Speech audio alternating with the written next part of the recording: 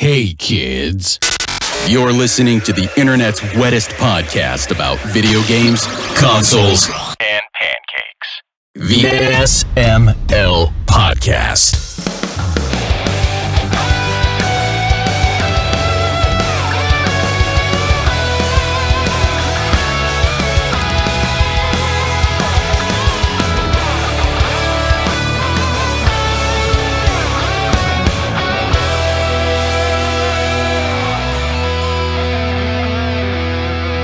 What's up, everybody? This is the SML Podcast. I am your host, Joe. We have a PartyCast lined up, a lot of games to talk about. We got Tim here, we got Pernell here, we got Chris here. How are you guys doing? I'm good. Pernell's like going half coming in, half coming out. Just 1 foot out the door in case this goes sideways. Oh, it will. You need to be ready when it comes. I don't want this episode to go sideways because I like the games we're talking about.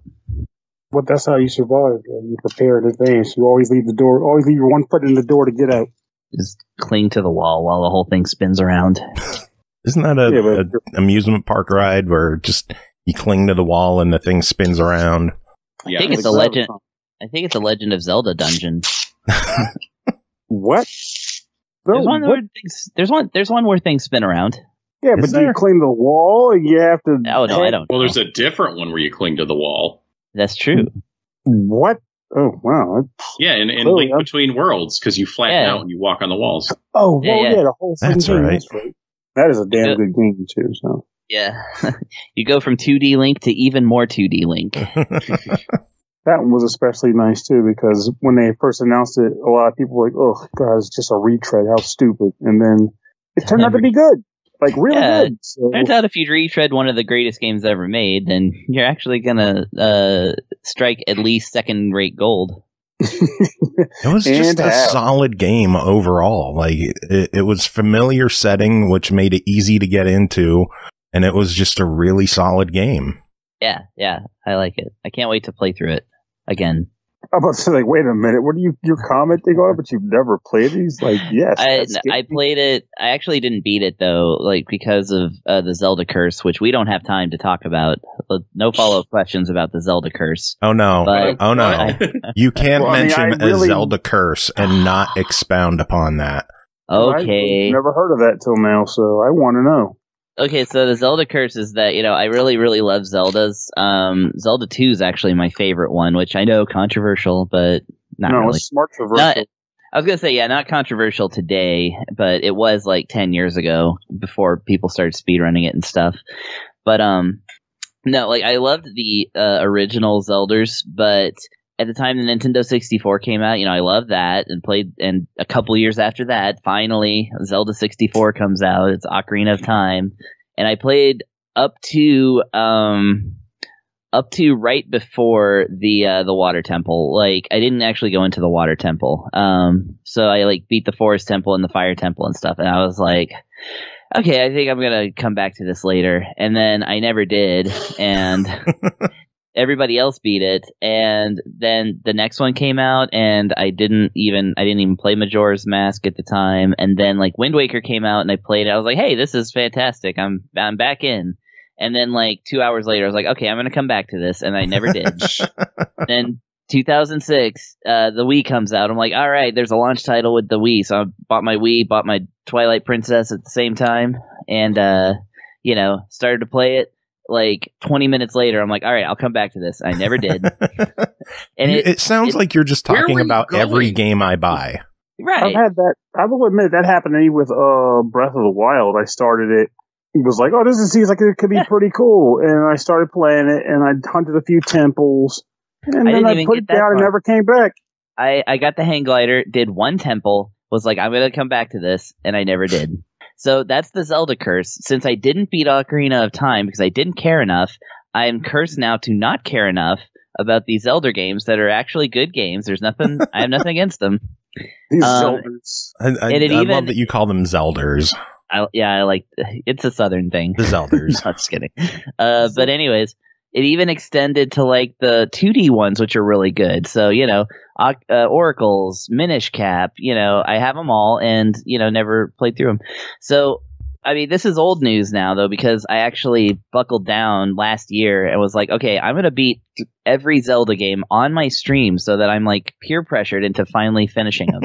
And I'm happy to say I'm now halfway through, not halfway, I'm like a quarter of the way through Minish Cap, having beaten all the games prior to it. Nice. Oh, So I got to the last dungeon in that game and stuff. yeah.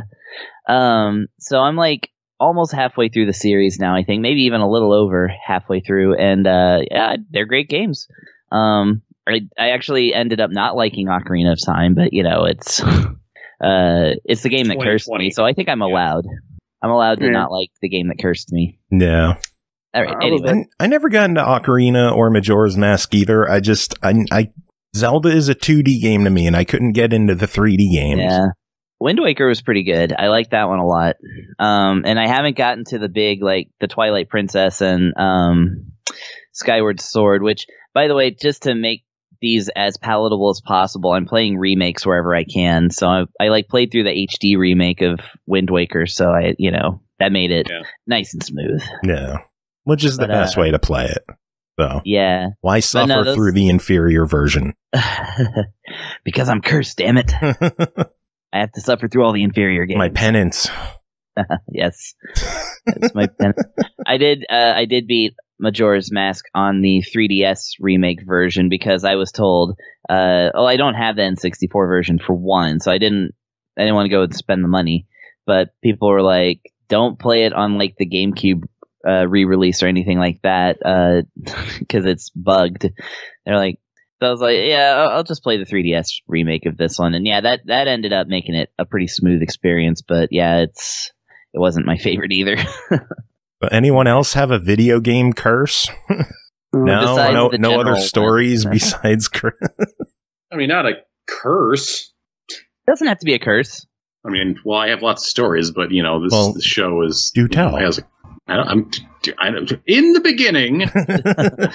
Oh boy! There was Super Mario Brothers.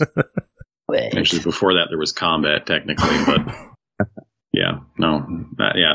All right, should we just get 3 views? No one has anything. Should we just get 3 views? Yeah. Pernell, do you have anything?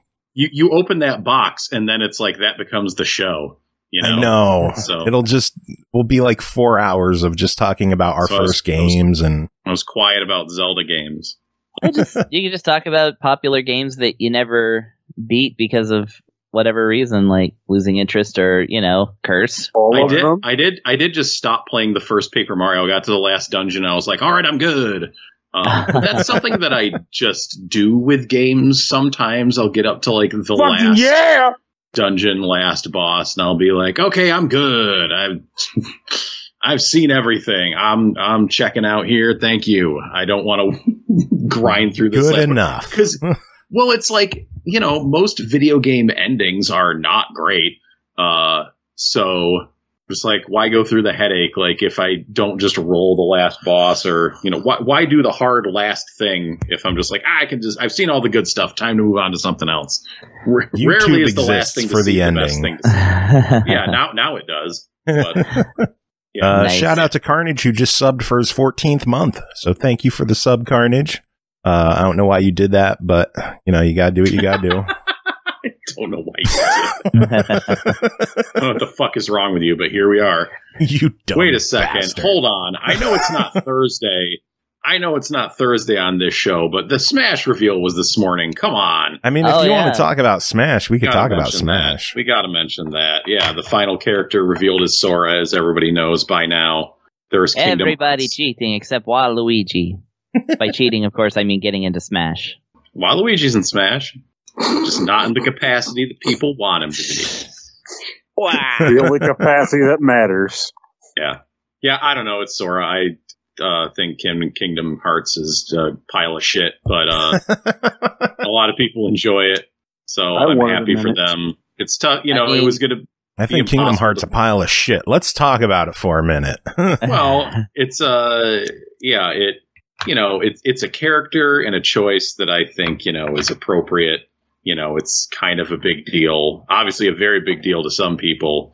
None of the Disney is coming along with it, but I don't know. The Disney doesn't really come along for every Kingdom Hearts game anyways. True. So Next Smash game, we're going to have Donald and Goofy. You just know it. They just need costumes for Duck Hunt, and then you're good. That's that it. would be great. Yeah. Oh, wow. Yeah. Now I'm picturing it.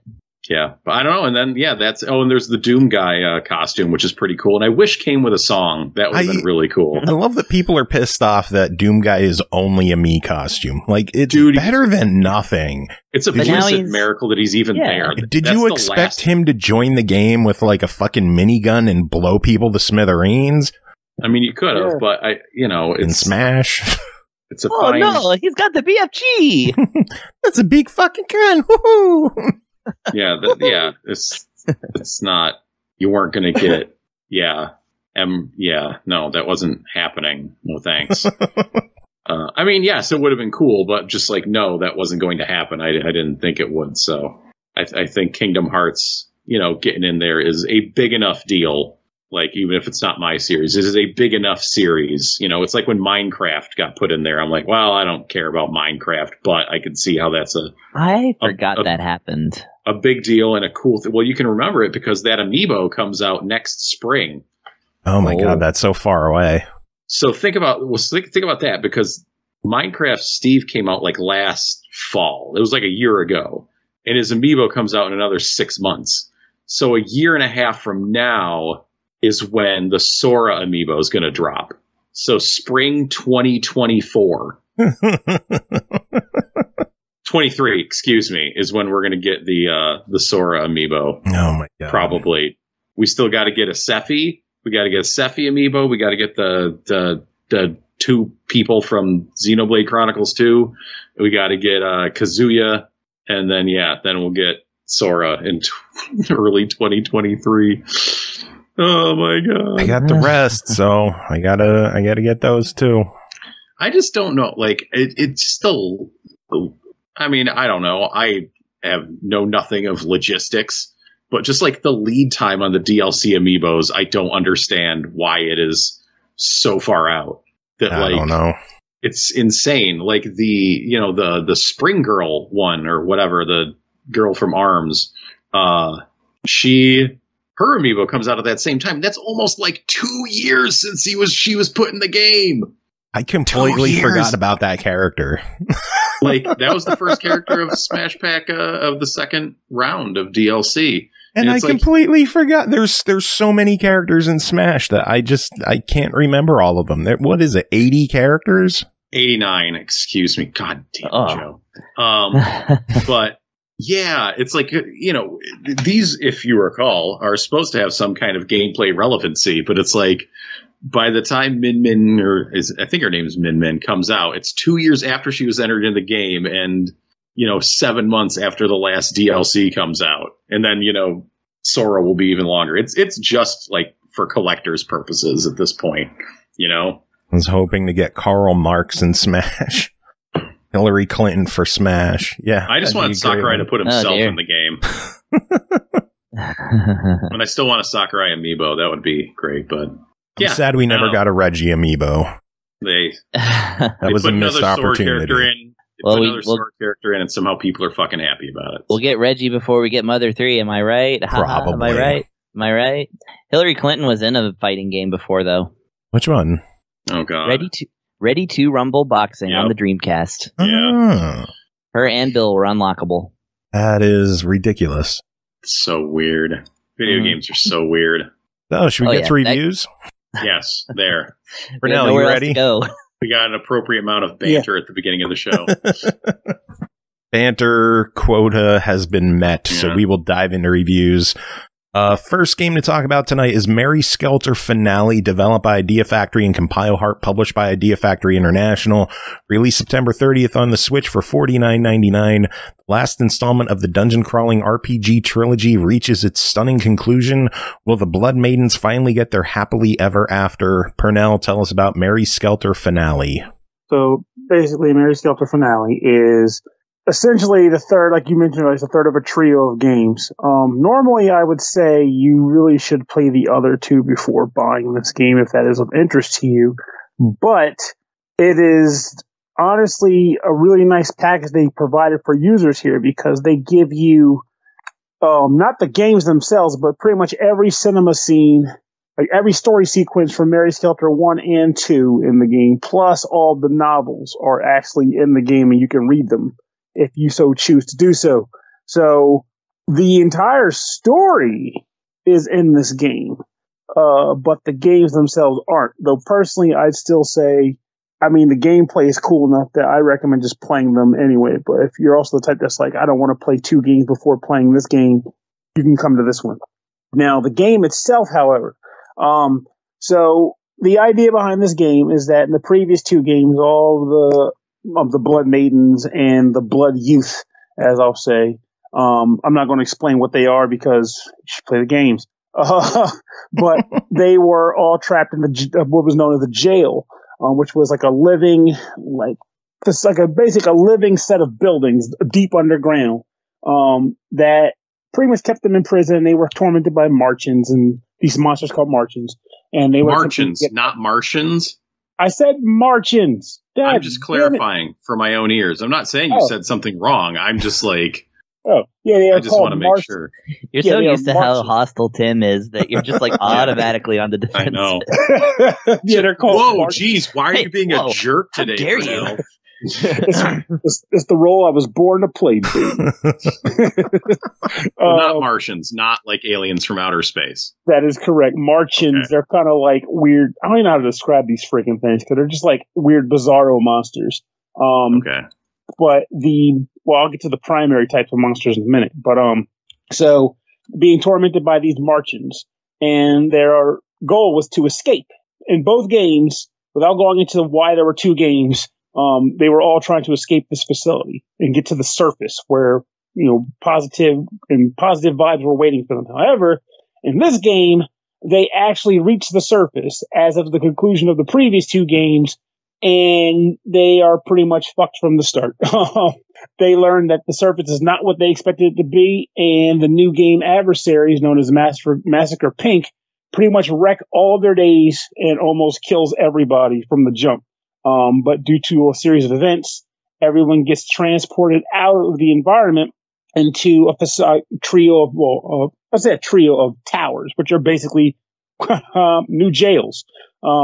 So the way this game works is that you are working with the cast of pretty much every Mary Skelter game collectively, trying to recollect yourselves. Everybody's here. There it is, pretty much. This is an everybody's here plus new people game, to explore these dungeons, figure out what's going on, and resolve the mystery of what the hell's up with the surface world, who is Massacre Pink, and how do we keep ourselves from getting massacred by them. So the gameplay in this is traditional, dungeon crawling. You walk around environments. If enemies show up, you get into a skirmish. Battles take place as far as like performing attacks, but the series gimmick in battle lies in the form of like blood, everything related to blood. I'm not going to explain everything about like what blood massacres are and what skeltering is and all, but what I will say, I'm curious to know about like the monster design, because I'm looking at the store page and there's a monster that has like 3 sets of teeth, and I'm kind of freaked out by it.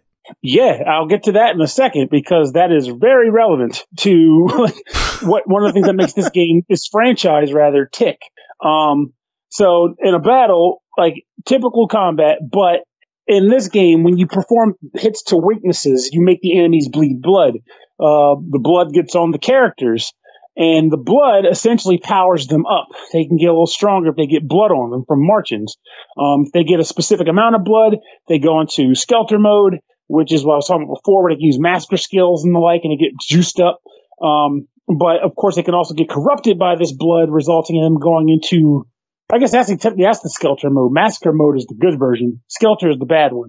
And if they go Skelter, they'll attack the party members, they'll attack the monsters. They just pretty much want to wreck everybody. And Skeltering is really, really bad. So how do you avoid this? Well, that's where blood youths come in. The blood of a blood youth can purify a blood maiden, so they have these weapons called Mary guns, which shoots the blood of the person onto the other character, which purifies them. It is ridiculous, and I love it. Because the fact that these guys aren't just like dying from loss of blood, I don't get it, but that's the narrative. But the interesting thing about this is that in the previous games, there was only one character that had this ability for the most part, named Jack. But since you have multiple parties in this game, they had to come up with a way to make it so that the party members didn't Skelter without Jack. So for narrative reasons, I won't say who or why, but multiple characters end up with the ability to fire, purifying blood. In addition to that, there are some characters, or some of the parties don't have these blood use with them, which means that their gameplay style changes a little bit, such as one character who uses matches, which allows the character to calm down. But by using the match, it also puts them to sleep. So you really don't want to use matches in a battle if you can help it, because, you'll be susceptible to getting an ass whooping. But honestly, it's pretty cool how that works, because as these parties explore the dungeons, they are collectively in the dungeons together. And sometimes you might come across a door that you can't open with one party. And if that's the case, you might be able to do what's called zapping, which is hitting the right trigger, and you can choose any of the other parties immediately and go right to their game and explore as them, and potentially find that this party may have access to the gimmick that will allow the other party to progress. So you're basically using all the parties in tandem, and they're all experiencing their own separate narrative sequences and everything to explore dungeons and get safe. Now, you mentioned Toothy McGee earlier. The thing about that is McGee. The other major gimmick in this franchise is the nightmares. Nightmares are pretty much, I'll just call them like super marching. They are demons who will actually stalk you through the dungeons like a horror movie. Like, they will chase after you, and if they catch you, they will get into a battle with you. However, you cannot kill them. They are invincible. And if you try to kill them, you will die. So your only real choice is to try to incapacitate them so you can run away again. So while you're walking around the dungeon, you might see like a black haze pop up on the map. That is the actual nightmare stalking the dungeon looking for you. If you walk into that glow, the nightmare sees you and it gives chase to you. And you better get the hell out of that aura before it catches you. So it ends up becoming a nice little stalker's chase game. Music changes and everything. And if you put the difficulty high enough, the mini-map disappears too. So you're like fumbling in the dark. How the hell do I get out of here? It can get pretty tense if you get caught in the wrong environment. The right environment is pretty easy because it doesn't take much to get away from it. Now, as far as how I feel about the game in general, I think it's fantastic. I like Mary Skelter 1. I like Mary Skelter 2. And I really do like the culmination of the game franchise in this package here. It's pretty cool that they do the refresh Tim's joke. They put everyone in, everyone's here. And by way of giving you this zapping mechanic, they allow everyone to shine for the most part throughout the game until eventually you start mixing and matching them. But it allows everybody to get used in their own respective narrative arcs. As opposed to like normally when these games do it where it's like, hey, here's everybody, now choose 4 of them. I like that very much. I prefer this aspect of things, honestly. The one downside to it I noticed is that at least early on in the game, you end up warping into the different parties, and they're all pretty much experiencing their version of the beginning of the game.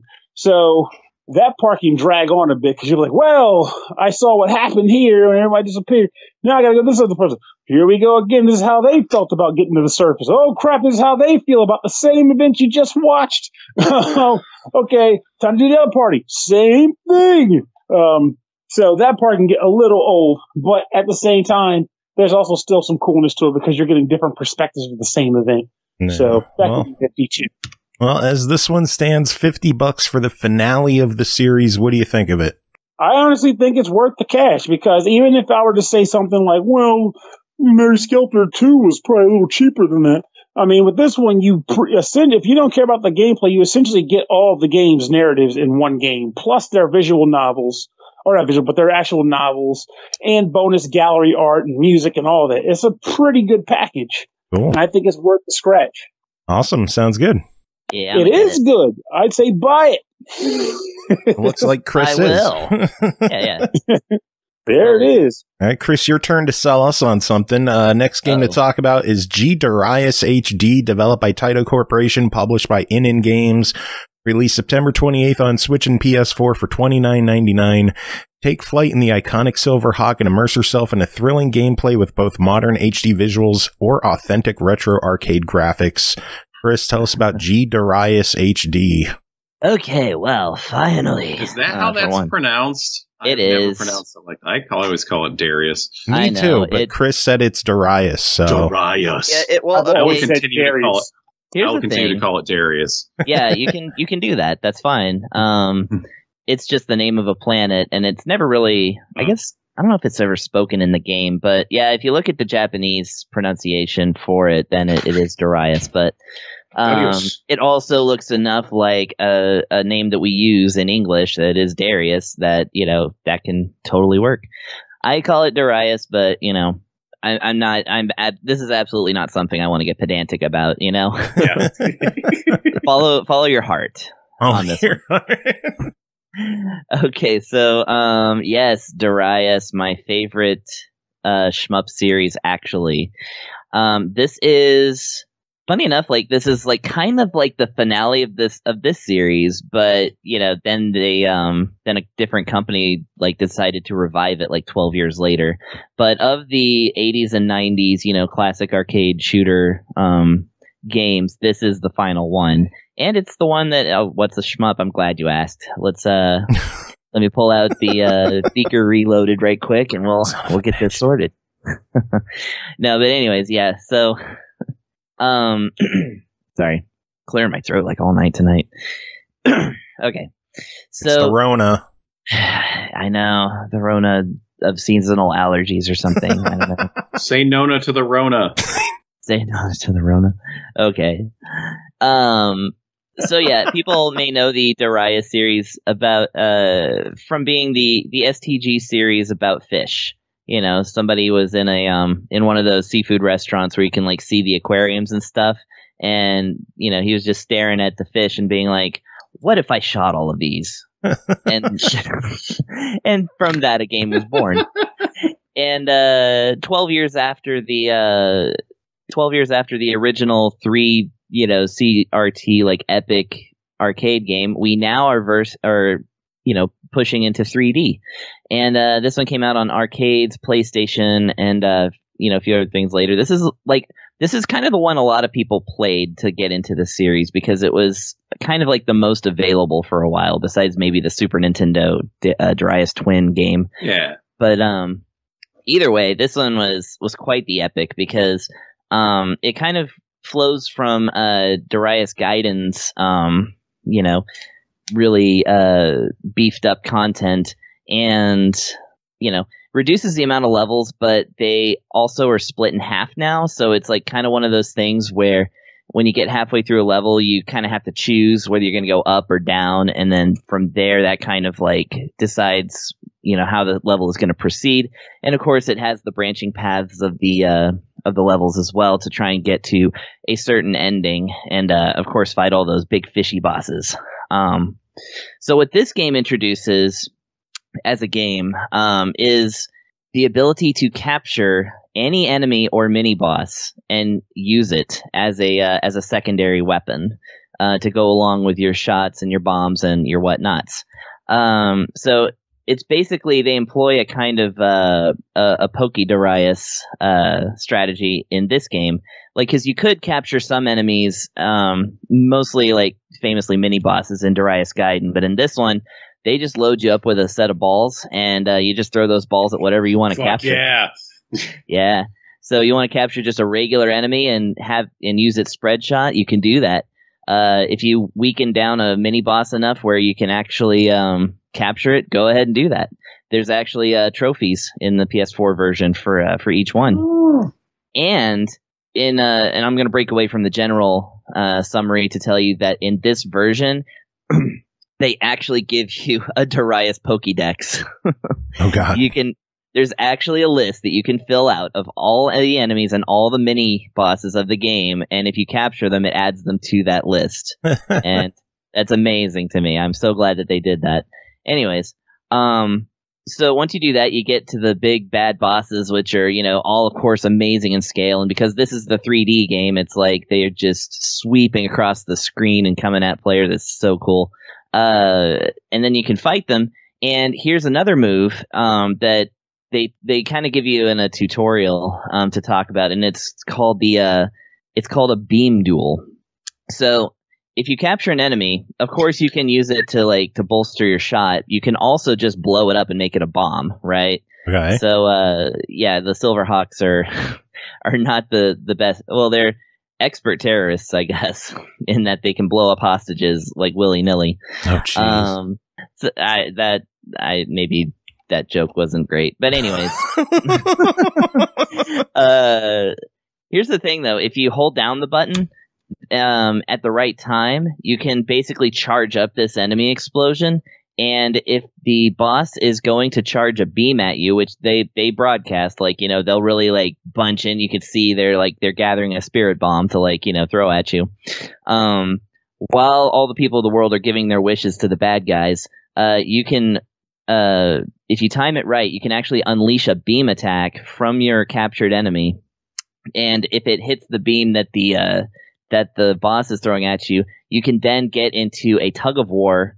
Except opposite, so I guess a pushing war, where you have to jam the button as much as you can to actually beat their beam. So it's absolutely like a Dragon Ball anime laser fight. It really is. Yeah, it becomes Dragon Ball. It's fucking rad. It is so rad if you can pull it off. It is the coolest thing. And they got that all over this game. And backgrounds are awesome 3D things, and it's just a spectacle of colors and difficult gameplay, but not too difficult. And in this version, of course, you have sliders for all kinds of difficulty things, and you can slide your balls up. It's developed by M2, who are really good with remasters and stuff like that. So what kind of goodies did they throw in? That's what I was getting to, is that okay, so you can change your difficulty, you can change your stock of things. You can do all kinds of stuff like that. There's of course a ranking system. I don't have the menu pulled in front of me right now, sadly, but there's all kinds of options. There's even what was I? Nah, never mind. I forgot it already.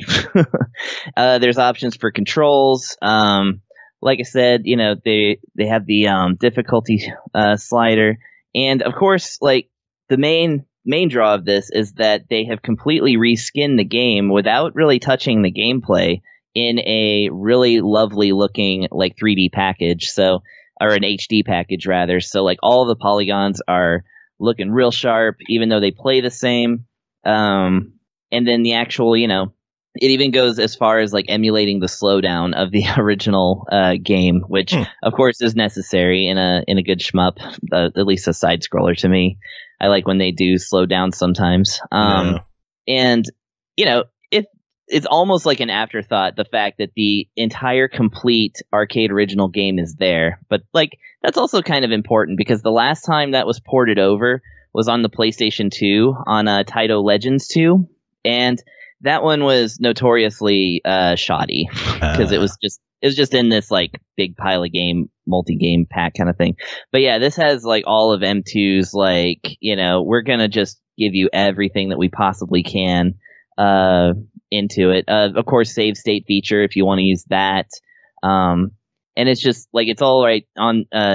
It's tagged to the shoulder buttons, not the bumpers, but the trigger buttons.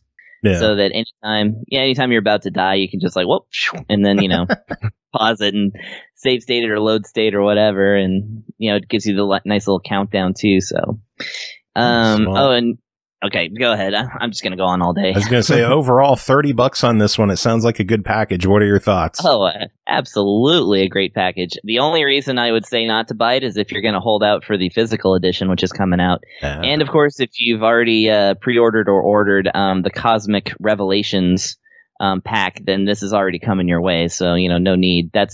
I bought it on Switch last year, and I'm still waiting on that. Jeez.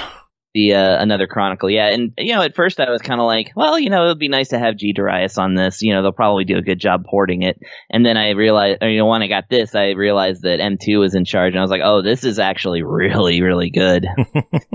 So yeah, this is if you don't buy any other Darius game, which whatever, fine. I guess you can live your life. This would be the one I would most say to check out, because it's just got the most going for it. and I think it's the most accessible to newer fans being 3D, and the Pokemon thing is very addicting. Like, you're going to want to go through the stages and just like catch them all, which works also because they're all fish, right? Yeah, catching fish. Nice. Yeah, I in fact do have the physical edition pre-ordered. Ooh, nice. Fancy you. Switch or PS4? Switch. Nice. Oh, same, and which is great because I reviewed this and I reviewed another Chronicle on PS4, so now I have both. But yeah, they need to actually ship them to me now, please. It's like a couple weeks or so until the physical of this comes out. So yeah. And of course, like, the cool thing is that at what is it, $29, $39? 29. It's 20.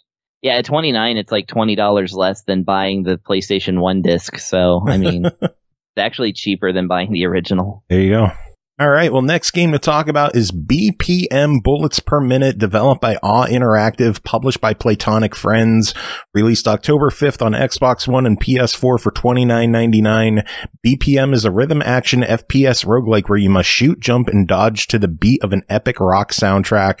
Delve into a randomly generated dungeon where one missed note can lead to your death. Gain game-changing abilities and loot powerful weaponry to defeat your ancient enemy. Tim, tell us about BPM. BPM. It's a first-person shooter rhythmic roguelike. That's a lot when you say it out loud. It's like it's all three of those things. So yeah, you drops your ass into a, it's Nordic themed, but dungeons not like throwing frost giants at you like right off the bat or anything. It's like spiders and bats and worms and stuff. So calm down. But anyways, so it generates your level. You go in there. You start out with a pistol, and yeah, you must fire your gun in rhythm to the music to shoot enemies. If you try to shoot something off beat, your gun will not fire. It only fires on the beat. So the game wants you to get into a literal rhythm of how often you pull the trigger to shoot enemies. And it's you have to. It's definitely tricky sometimes to like both line up a shot at the correct beat in the song to actually fire your gun. There's like flying enemies that move kind of quickly. So it's like, yeah, you have to track them and then get your reticle on them at the proper time to pull the trigger. So each section is made up of like a number of different rooms, which it puts a nice little map in the top of the screen for you. In each room you go into and will generally have monsters to clear out, and you clear out the monsters and you get a treasure chest as a reward, which might have like money or keys or health, or sometimes even like a new weapon, and stuff like that. Sometimes enemies just like drop coins around a room anyways. And then there will be special rooms. And one of the nice things about this game, the map in the game, is that when you walk into a room, you can see the rooms around it to see what is in them. If it's just like a basic room, or it's a shop, or it is the level boss, which is, important because you usually want to explore the level before you fight the boss to get as many resources as possible together. And yeah, there's like a good variety to the rooms. The game has it's a simplish looking graphical style, like where it kind of drenches all of the rooms with like a single color. And it'll shift between them depending on your room or depending on your level to differentiate up. But it's just like super saturated color, but it's pretty much two colors at any given time on the screen with, some contrast between them. So you'll go around, you'll shoot enemies, you'll clear rooms, you will pick up coins and keys and whatnot. You need keys to open certain doors, which can take you to different areas and skip a boss, which can take you into there's a library room that is always locked. It can open chests And once you start getting into libraries and opening chests with keys specifically, you start to find abilities. So your character has, they have their gun, they have their firearm, but along with that, you can pick up equipment for your head, like a shield, a arm slot, and like boots. And equipment will give you different abilities. They'll give you different bonuses. And then there's actual abilities that you pick up, which you can equip that will map to a button. So by default, like your first character has a dash to them. And you can then pick up things that are like, well, usually it's some kind of a special attack that will be triggered with like one of the trigger buttons or some such. And that is one of the ways in which you pad out your character. You also will find there will be like little like statues or offering plates around a level that you can drop a coin in, and they will give you like a bonus to your accuracy or your range because different guns have different ranges. Like a pistol cannot hit an enemy on like the far side of a room. You need a longer range rifle for that. Or like shotguns, of course, have closer range to them. So you can drop a coin in the offering thing that will upgrade one of your stats. It'll tell you before you drop the coin in there. There is also kind of some, risk reward statues around where there will be an item, say a bag of coins, or maybe a piece of equipment sitting on a pedestal with like a knife floating above it. And as you walk close, that knife starts to point towards you, indicating that you are going to get some hearty if you take that item. Get some hearty. You're going to get some hearty. Well, your character by default only takes, it's 100 health, but it's 4 hits. So one knife will take off one chunk, but there's some statues that have 3 knives hanging above them. If it's a particularly big prize and you really want to, live on the edge. So that's the kind of decision you can make there, is to take that damage to get yourself an item that might help you out. And generally speaking, like the game feels really good and is a lot of fun, and it's a really fun concept. Like it feels like a classic PC shooter. It feels like Doom. It feels like something you should be playing with a mouse and keyboard for fucking sure, with just like the speed at which your character moves and enemies move around. And it's like a ton of circle strafing and enemies chasing behind you, and you needed to get to control what's going on in the room to pare down the enemies there. So it's like, walk into a room and identify like, okay, there's those little bats flying around that shoot fireballs at me. I need to take them out first, because that will surely, if I lose track of them, I will get hit by their ranged attack and I will get hurt. And then that's how I prioritize things anyways. And yeah, you go through the levels, you explore, there's shops around, which the shops are awesome because one, they have awesome music, but they also have awesome shopkeepers. They are Odin's ravens, except they're like 15 feet tall and like headbanging. Nice. Yeah, it's fantastic. The game is good, but that's my favorite part of the game is just walking into a shop, hearing the music and seeing one of those birds just bopping around. So there's one that sells like general items, and there's another that sells like weapons, all for coin. So, you go into a level, the layouts are randomly generated, clear out the rooms, kind of build out your character a little bit, and then you head to the boss room, clear the boss, move on to the next level.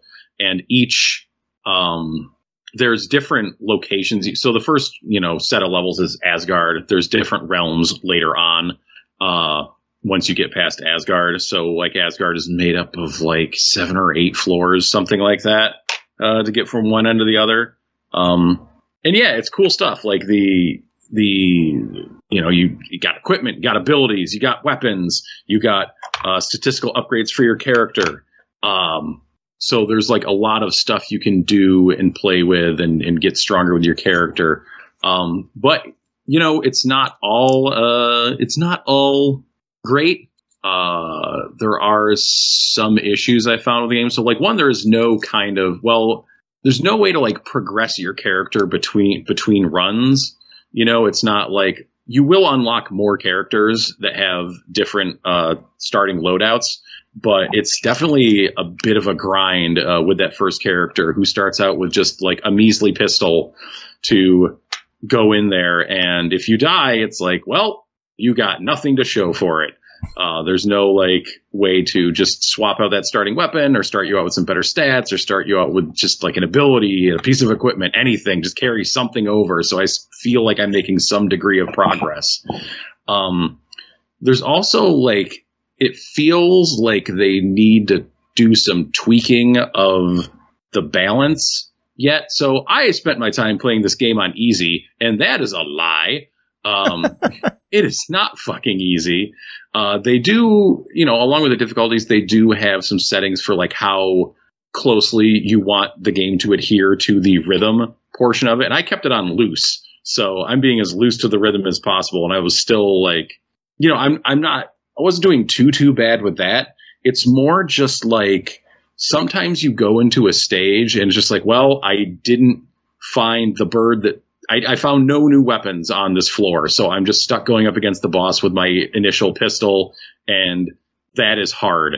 It just takes a long time to whittle him down. Whereas if you do find a better gun, or you do get enough money to buy something in the shop, and the shop is present, like I have smoked that boss in seconds. And sometimes I'll go through and get a bunch of cool equipment.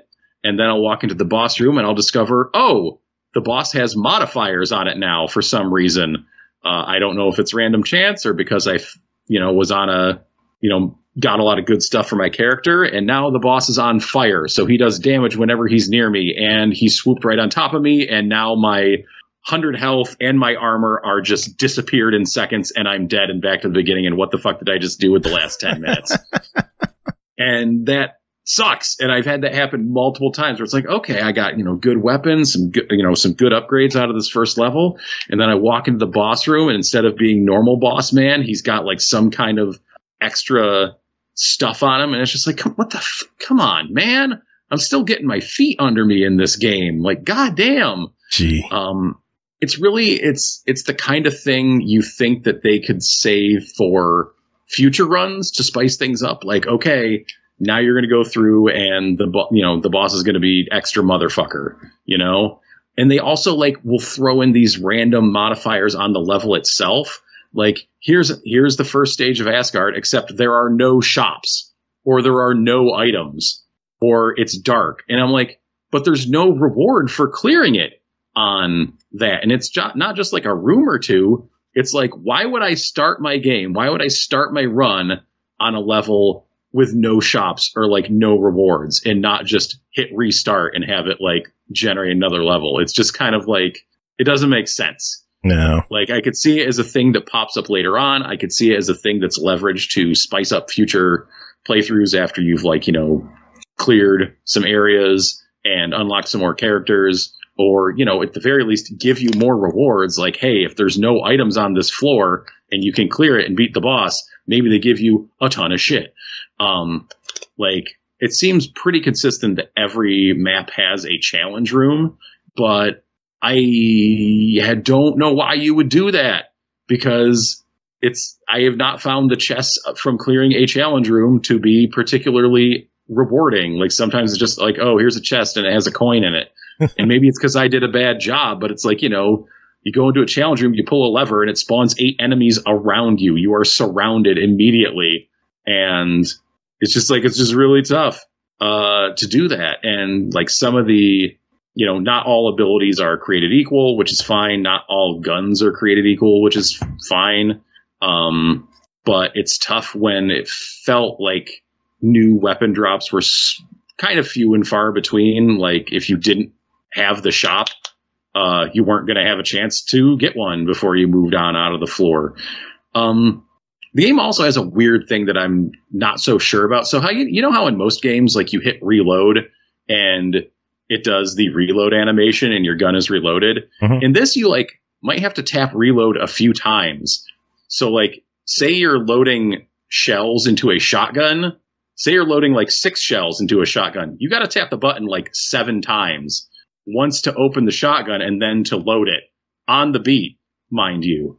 And like when you pump, like when you're using a shotgun or like some rifles and such, you have to like, you'll fire on one beat and then you have to like pump it on the next beat to load the next shot. And then you can fire again, which is interesting and complicated. And I'm not sure if I like it. It's just a weird thing, and it ties into the whole like rhythmness of this game. No. But you know, from a history of playing first-person shooter games or just games in general where you hit reload and it just reloads, or when you shoot a shotgun and the man just does the thing for you, having to do it manually, it, like, really threw me. But it's still fun to play. It's something that I hope that they'll, like, you know, there's plenty to play here. There's plenty of areas. There's plenty of characters to unlock. There's a lot of fun to have. I think the game is better suited for a mouse and keyboard setup than playing with a controller.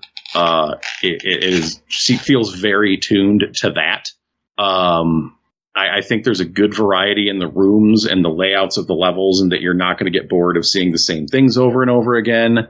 The music is pretty slammin', which is important given that it is a rhythm-based game. Yeah. I would hope the soundtrack is good in this one. Yeah, you can't like turn down the music and put on your own music, buddy. You got to like have that music on and listen to it and enjoy it. If you're going to like this game. But I do think, yeah, the music, I've added it to my Spotify and I'm looking to purchase it to have it. Nice. Well, yeah, but yeah, the shot music's great. And yeah, the other music is pretty great too. Well, you're looking at $30 on this one on console. What are your thoughts? I think it's a buy it. I think you'll definitely get your time out of it. I do, you know, it's not, like I said, it's not perfect. It has some things that I hope they work on. You know, roguelikes tend to get tweaked as the community plays them and gives feedback to the developers. So I hope they'll do that just to, like, you know, all the issues with reloading and cocking the gun are things that one can get used to. It's mainly just kind of like the balance of how it implements those modifiers and like what kind of rewards you get in a level that I think needs to be tweaked just to be a bit more consistent, so you're not just being dicked over for no reason. But it's really cool. It's a really cool game. Cool. And I'm not a fan of the console tax. It's $20 on Steam, 30 on console. I don't bullshit, like that, but it's probably better on Steam. You can play it with mouse and keyboard. Yeah, but we're reviewing the console release, not the Steam release. Console release, not the Steam release. Yeah. So I'd say buy it on Xbox unless you can buy it on PC, because then buy it on there instead. Yeah. Yeah. All right, well, that's it for you, Tim. I guess we'll let you get going. All right. Goodbye and good night. Mwah. Do you have any final thoughts, any words? About your wrestling event? Yeah, it was awesome. I went to live wrestling in an arena of thousands of people last week. And it was fantastic. I screamed my voice out. Yeah, you sounded great on Friday when we were talking. Yeah, I mean, on Thursday I sounded way worse, I assure you. And especially if I tried to like if I raised my voice above a certain like projection level, like it didn't come out. It was just. But yeah, it was the first time I've gone to a large event like that, and I saw a large event there, the large event. Tall Paul, the large event. And yeah, I had an awesome time. Saw like some friends I haven't seen in a long time. Was happy that they were checking both vaccination status and your ID at the door to make sure that they matched. Nice. So yeah, big. That's what you get from living in New York, man. They take the shit slightly more seriously than some other states. But yeah, it was kind of alarming to be shoulder to shoulder, like, you know, ass to crotch to people at a certain point. I mean, those I was on the floor, so the rows are pretty close, and whenever anyone needed to go, it was needed to leave the row. It was an intimate experience, and yeah, it was awesome, and I had a shitload of fun, and I'm sad that I can't just go to it every single week. You know, you're stuck having to watch it with me and Adam on Wednesday this week. Yeah, hey, you should have been going to Philly to see it live. I should. Is that where it was in Philly? No, that's where it is this week. For me, last week it was in Rochester, which is an hour away from me. So yeah, you should have gone to Philly, Joe. Why didn't you go to the Philly one? Because it's not Wednesday yet. Well, I mean, but so you're going to that one, then? No, I don't have the money for it. Yeah, there you go. That's a reason for it. I'm poor. Yeah. I just had to drop $110 for fucking MagFest. I don't have money to go to AEW. Stop by Mountain Dew on eBay. Seriously, reseller Mountain Dew prices. Oh my god, these prices for reselling Mountain Dew are getting ridiculous. I just want a goddamn bottle of Mountain Dew Uproar, but I don't have a Food Lion anywhere near me. Oh my god. Well, sometimes you gotta ask yourself, what would you rather have? Mouth-rotting Mountain Dew or an experience watching your favorite wrestlers beat the snot out of each other with their blood splashing on your face? If I knew they were in Philly and that Ashley didn't have work, I would probably still pick the Mountain Dew because I'm paranoid of COVID. That I understand. But yeah, I'm somehow going to MagFest. I'm probably going to stay in my room the whole fucking time at MagFest. I was about to say, yeah, you're going to walk MagFest. Out, see people, then walk right back in. Yeah, stay away from the people. People get sick at MagFest normal times. Yeah.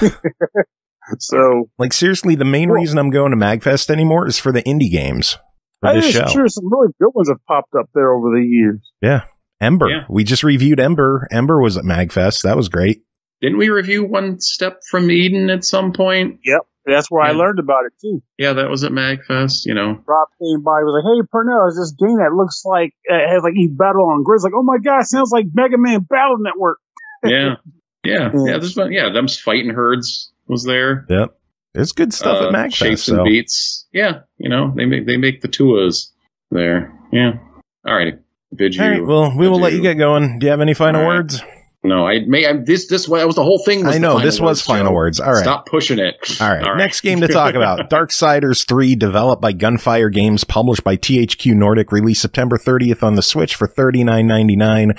Return to an apocalyptic Earth in Darksiders 3, a hack-and-slash action-adventure where players assume the role of Fury in her quest to hunt down and dispose of the 7 deadly sins. The most unpredictable and enigmatic of the 4 horsemen, Fury must succeed where many have failed to bring balance to the forces that now ravage Earth. Pernell, tell us about your time with Darksiders 3 on the Switch. So Darksiders 3 is actually pretty fun to me. Like, I was actually surprised by what I enjoyed of it. I never got to play the earlier versions of it. And I know that there was a lot of community hate for this one compared to the other two. Not including Genesis, which was a departure from the series as a whole. It's a good game, by the way. But so I came into this one expecting it to be kind of a dud, but I ended up finding it pretty fun as far as combat stuff, because it's not an easy game, though. So I do know maybe one of the issues people had with it was at the beginning of the game, they had an option, which means this shouldn't be an issue they would have with it unless they only added to this game, where they had classic combat style and original combat style. And they described classic combat style as being akin to what you knew from Darksiders 1 and 2. I guess that mean mash X, but I could have sworn that the button that you had combos for that game too when you did attacks with your weapons, but it's been a while since I played this, so who the hell knows? But what I do know is I played original mode because I'm playing the game it was made for. I should use it, right? And from what I could tell, the combat was fine. Like, you get a new weapon. That weapon has a series of attacks associated with it, usually in the form of, like, hitting buttons to a certain timing or just railing the damn things. But essentially, you end up with attacks, riposts, and dodges that you can do with your weapons. And also, of course, air attacks. And I honestly found that to be pretty fun to mess around with.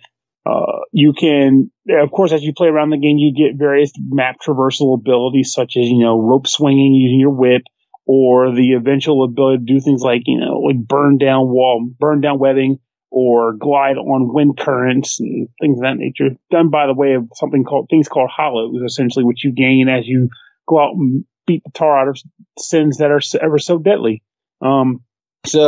And I honestly don't mind the character of Fury either. She's actually not half bad. She's a douche, but I mean, I don't think she's meant to be likable per se in that sense. Like, I mean, she is literally one of the 4 horsemen.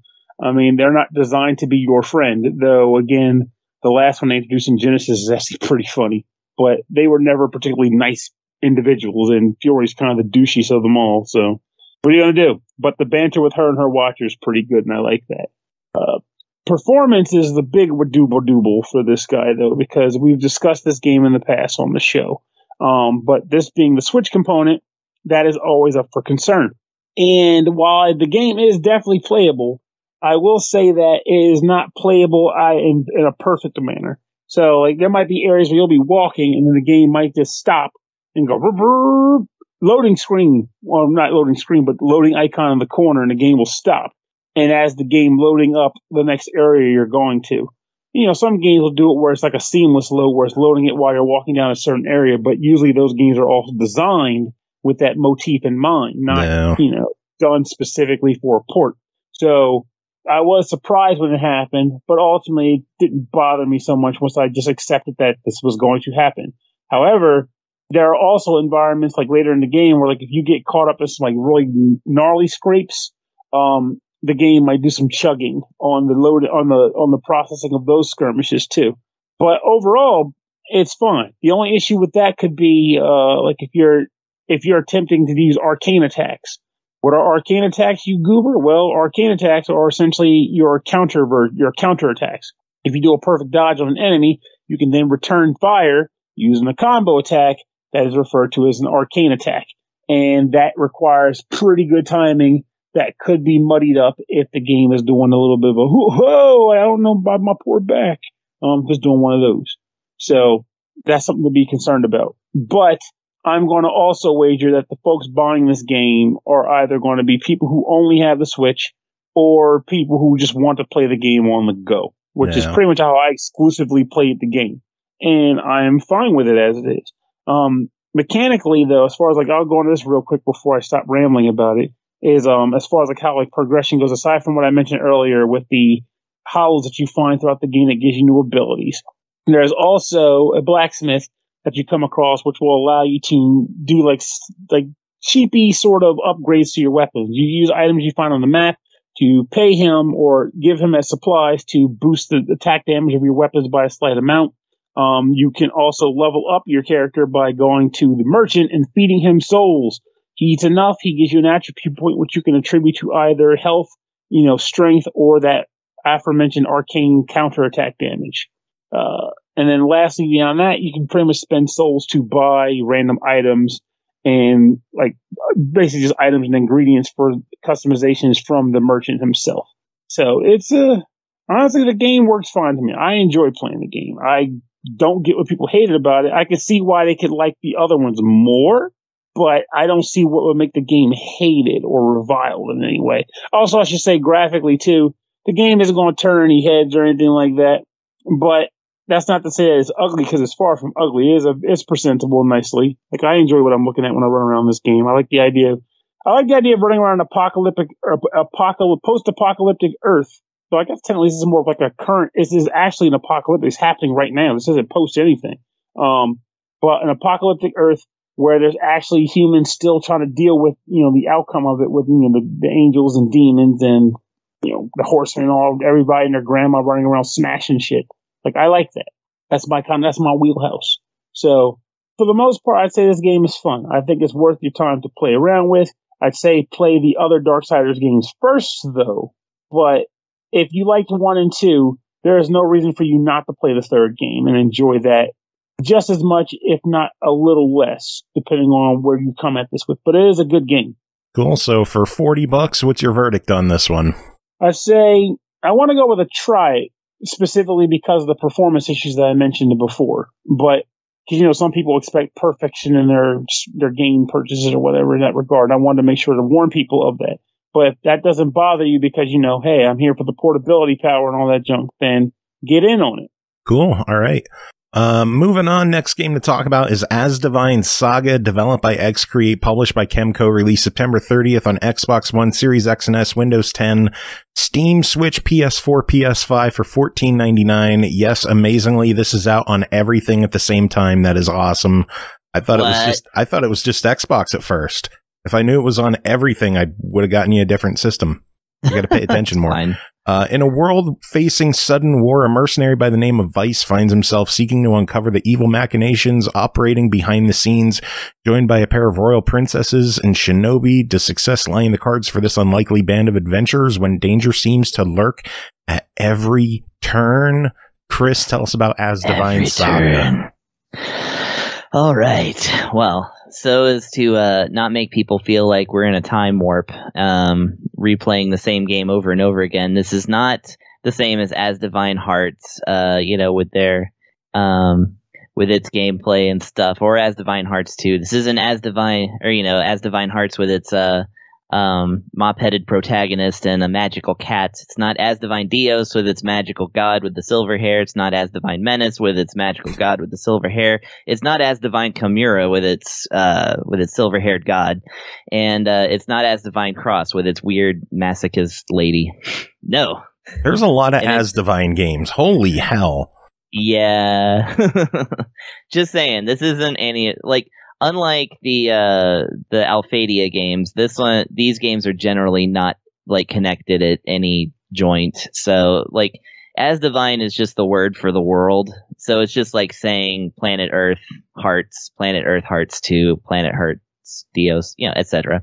Well, I guess Asdivine Dios, Menace, and Chimera all feature the same protagonist. So never mind, some of them are connected. You know what? It's not my job to comb through all of these KEMCO games.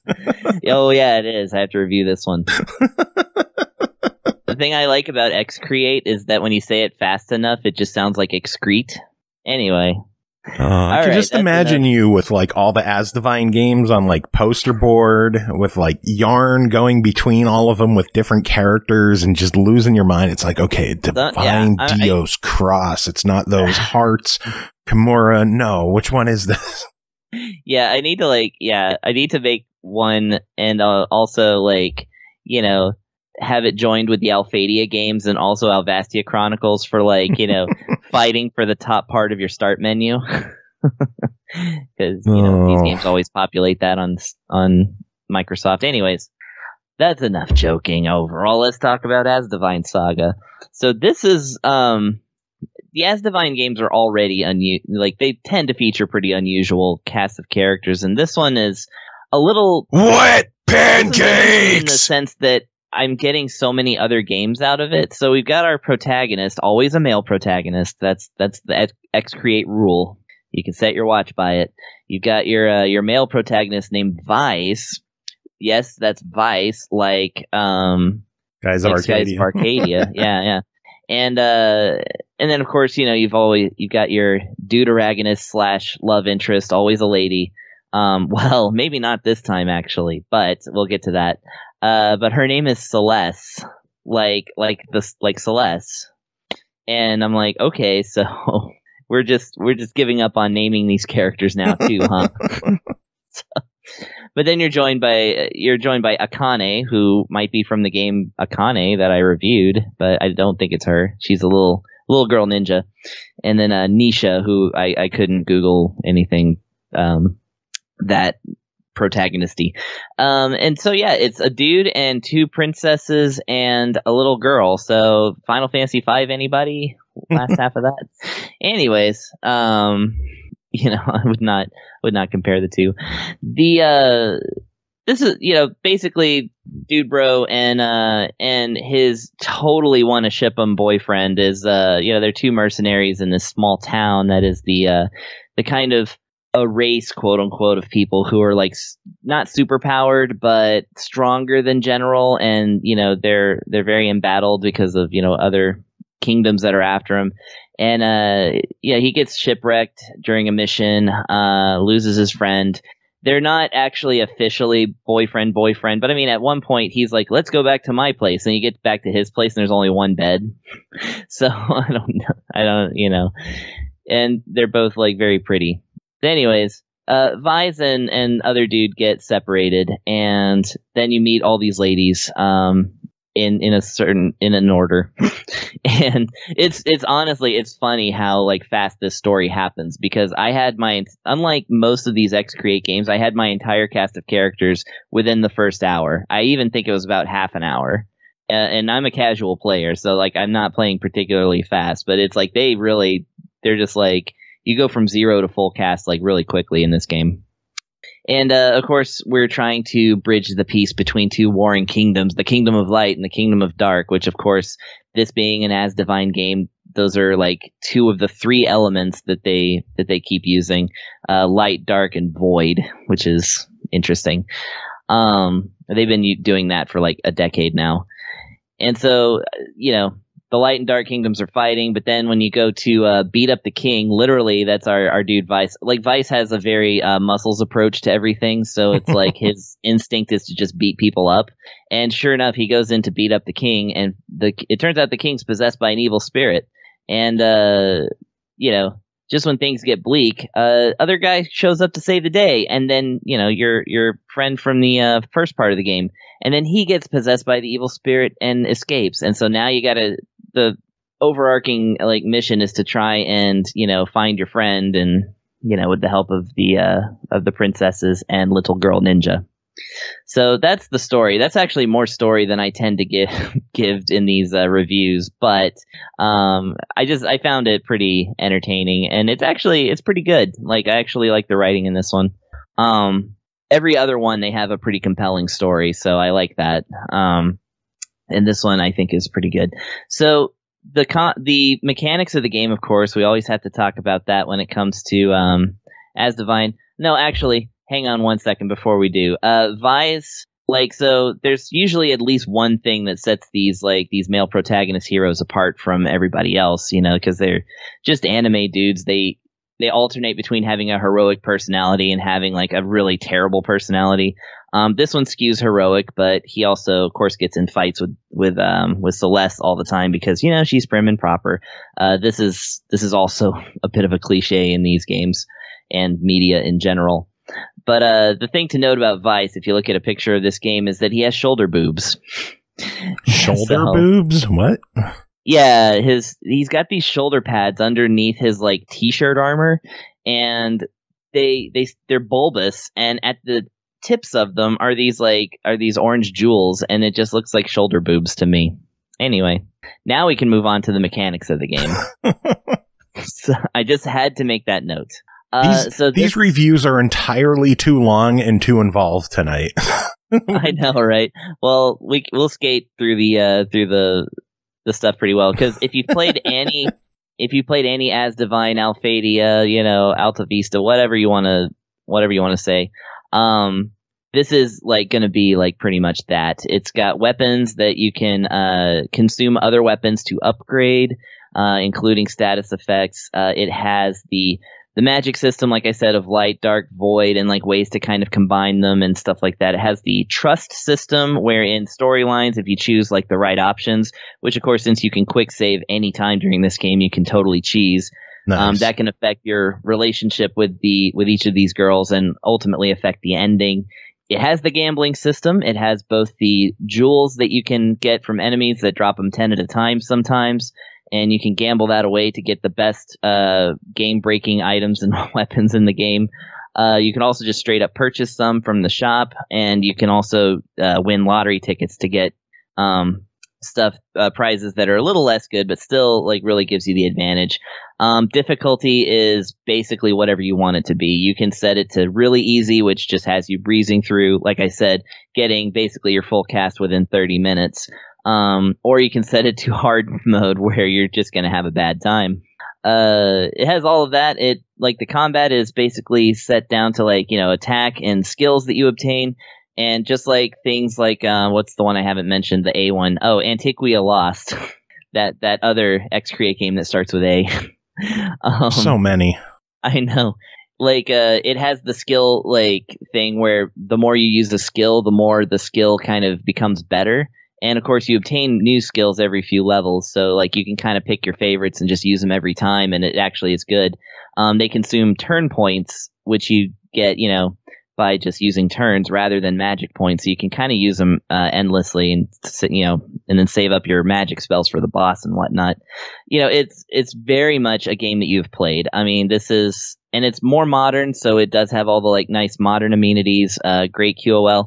Any of these games played in a void, is a really, really good time. It's just that there's so many of these things that, yeah, at this point, you'll just be like, you know, oh, this is the one with the guy with shoulder boobs. Okay, I know this one.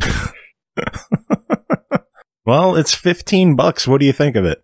Like I said, any of these games in a void is a fantastic RPG.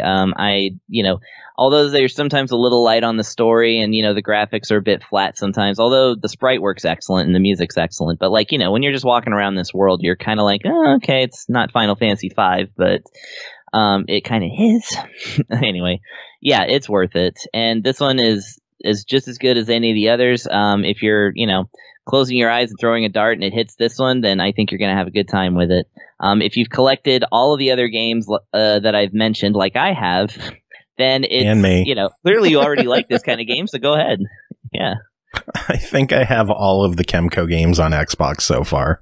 Yeah, I have this one wishlisted on the Switch, actually. I'm probably going to buy it there so I can finish it out before the next one rolls around with, with Cloud and Locke. You know. Cloud. Oh, geez. Oh, man. All right, moving on. Next game to talk about is Alder's Blood Definitive Edition, developed by Shockworks Games, published by No Gravity Games, released September 22nd on Xbox One for $19.99. Alder's Blood is a tactical strategy game with stealth-based combat, RPG elements, crafting, resource gathering, and management, exploration, and a rich storyline. Set in a grim world where mankind killed their god and is facing extinction. Pernell, this sounds like a happy one. Tell us about it. Oh, it's so positive. I mean, everybody gets cupcakes between missions. It's just great. No, this game is bleak as fuck. So definitely coming in hot off the darkest dungeon road. This bad boy takes place in a world where humanity killed God. Like, killed him. Said, get the fuck out. And apparently that had some pretty monumental consequences. In the form of God's rotting corpse being hidden somewhere out in the waste, emitting, I guess, a miasma that is resulting in some crazy stuff happening in the planet. It basically turned it into like a horrible wasteland to live in. You play the role of an individual who just kind of goes by the name of Chief, who is commanding a group of individuals that are referred to as hunters. In this world, hunters are not quite human. They're not quite beasts, but they come with a slice of cantaloupe at the end. Okay, that was a Simpsons joke that nobody here got. Nope. But those other two things are still true. And they are kind of isolated from human communities, but they still use their abilities to help them as best they can. And in this particular instance, that involves like monster wrangling and such. The game gets tricked off in earnest, however, when a major member of their team goes off on his own on a mission in hopes of finding out what's going on with this planet and its situation. And he turns out going blind.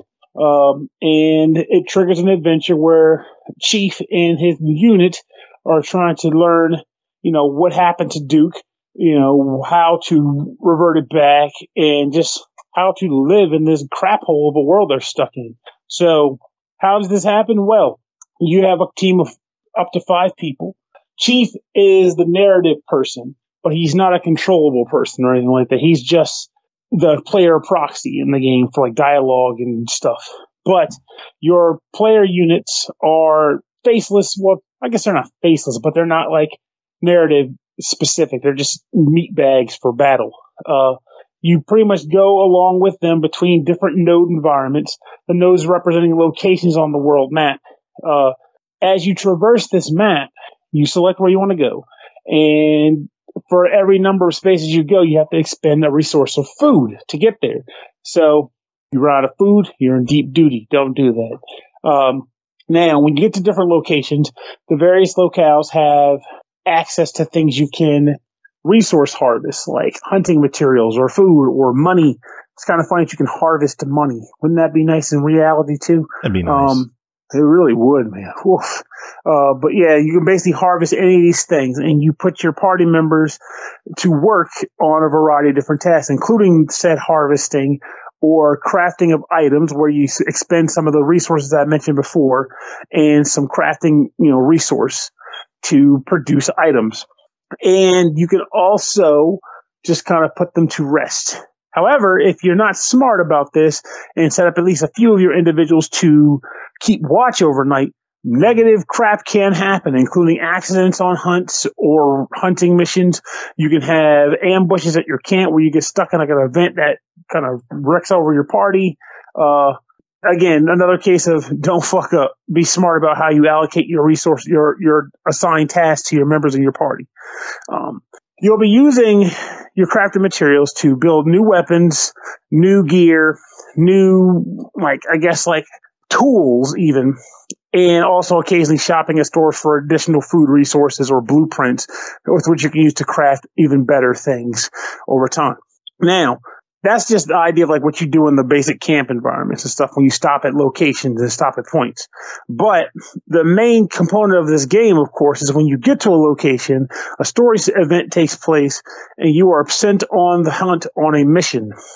Funny enough, in this game, you get guns, you get weapons, but you really don't want to fight ever, unless you have to kill a very specific target or something. Because every once in a while, you might get a mission that says kill all enemies or whatever. But for the most part, if you don't have to fight, don't fucking fight. Because the odds are always against you, and an enemy will always have the means to wreck your face. So you might be thinking, well, if that's the case, how are you supposed to get experience points for your characters when you progress? Well, that's the beauty of this game in that regard. You don't get experience for fights. You don't get experience for killing things. Experience is solely tied to the mission. So if you complete the goal the mission has established for you, everybody who participated will get loot. So now that I've described that part, I should go more into the meat of what combat is. And then you're like, fuck, I want this to be short. Too bad, bitch. None of them are going to be short tonight. This is going to be a 2-hour episode of just reviews. But a quick shout out to Chris for dropping 100 biddies in chat. Not you, Chris. Other Chris. Hey, your other Chris. They better not be me. I need those biddies. Give me my biddies back. So combat in this game is pretty nifty in a sense. So like I said earlier, you're not really meant to fight in this game, but you can if you have to. You get a main weapon and a sub weapon. The main weapon can be like a heavy melee weapon. It can be a firearm. And if you end up using a firearm, you have a few conditions related to it, such as the fact that the gun needs ammo takes up an extra inventory slot in your hunter's unit. Also, if you decide to fire that weapon, well, guess what you generate? Noise. And that will screw you. You also have a smaller sub-weapon. The weapon that generally does very little damage is a melee weapon. In most games, that ends up just being like that thing you hope to never have to use. But in this game, you almost want to. Because if you backstab a guy with your light weapon, you will incapacitate them, which is a good way to either sneak past them or use another ability called Banishment, which will allow you to immediately kill them by using the dark arts. But it also, by doing so, slightly corrupts your character. Get too much corruption through either events or through these events here, using the skill, and they will go crazy and kill people, basically fuck your day up. Don't let that happen. So you gotta be mindful of that. So that's will be a lot of ways you end up getting around enemies, actually, like sneaking in bushes and hiding away from them, or backstabbing guys and skulking away. Now, you would think it would be nice and easy if you could just use that, skulk around using your stamina points to hide out in the bushes or whatever. God, I can't even go into that. That's a lot to talk about. But the other thing is that you also give off a putrid stink because your hunters don't fucking bathe ever. So that would be extreme. But it's very, and in this game, it's very ineffective because speaking of MagFest. Whereas if you were just trying to avoid humans in the town, mission accomplished. In this game, you're trying to avoid monsters, and monsters pick up your scent as it rides on the wind. If they smell you, they will rush you and immediately go on the attack if they find you. And the wind that carries your smell changes during the combat stage, and it's not predictable. So you could be thinking you're doing a great job on the move. Suddenly the wind changes direction. Bam! Now Werewolf Man smells your butt, and he's mauling your ass. It's not great. But that is the name of the game. So be careful. No, the name of the game is Alder's Blood, definitively. Alder's Blood Stanky Ass Edition.